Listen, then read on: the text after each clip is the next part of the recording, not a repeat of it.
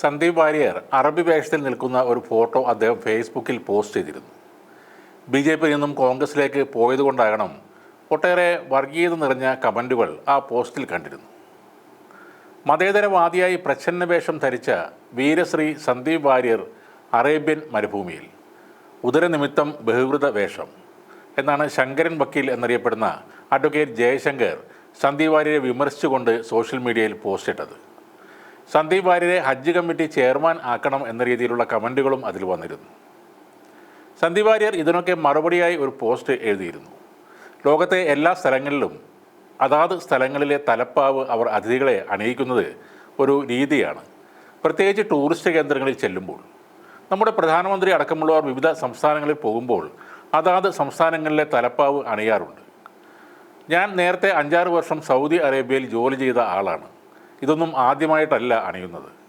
ദുബായിലെ ഡെസർട്ട് ഡ്രൈവിന് പോകുന്ന സ്ഥലങ്ങളിൽ അതിഥികൾക്ക് ഇത്തരത്തിൽ തലപ്പാവ് വേണമെങ്കിൽ അണിയിച്ചു കൊടുക്കും. ഇതൊക്കെ അതാത് പ്രദേശങ്ങളുടെ സംസ്കാരത്തിൻ്റെ ഭാഗമാണ്, ഏതെങ്കിലും മതവിഭാഗത്തിൻ്റെ ചിഹ്നമല്ല.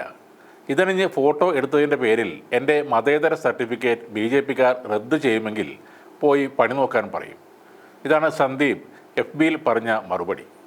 പൊതുവെ നമ്മളൊക്കെ ധരിച്ചു വച്ചിരിക്കുന്ന ഒരു കാര്യമാണ് അറബി എന്ന് വെച്ചാൽ മുസ്ലിങ്ങൾ ആണെന്നുള്ളത്. എന്നാൽ അറബി ഭാഷ സംസാരിക്കുന്നവരുടെ ഇടയിൽ നല്ലൊരു ശതമാനം ക്രിസ്ത്യാനികളും ഉണ്ട്. ക്രിസ്ത്യാനികൾ മാത്രമല്ല, അറബികളുടെ ഇടയിൽ യഹൂദമതം, ബഹുദൈവ മതമായ യസീദി മതം, പിന്നെ വളരെ ചെറിയ ജനസംഖ്യയുള്ള സാബിയനിസം മുതലായ മതങ്ങളുമുണ്ട്. അറേബ്യൻ ഉപദ്വീപിലെ അറബികൾ ഇസ്ലാമിൻ്റെ ആവിർഭാവത്തിന് മുമ്പ് വിവിധ മതങ്ങളെ സ്വീകരിച്ചിരുന്നവരാണ്. ക്രിസ്തുമതം, ജൂതമതം, വിജാതീയ മതങ്ങളൊക്കെ അക്കാലത്ത് വ്യാപകമായിരുന്നു. കൂടാതെ മണിക്കേയിസം, സാബിയനിസം, മസ്ദാക്കിസം എന്നിവയും അന്നുണ്ടായിരുന്നു. ഇസ്ലാമിൻ്റെ ആവിർഭാവത്തിന് മുമ്പ് യഹൂദമതം ഏറ്റവും വ്യാപകമായ ഒരു മതമായിരുന്നു.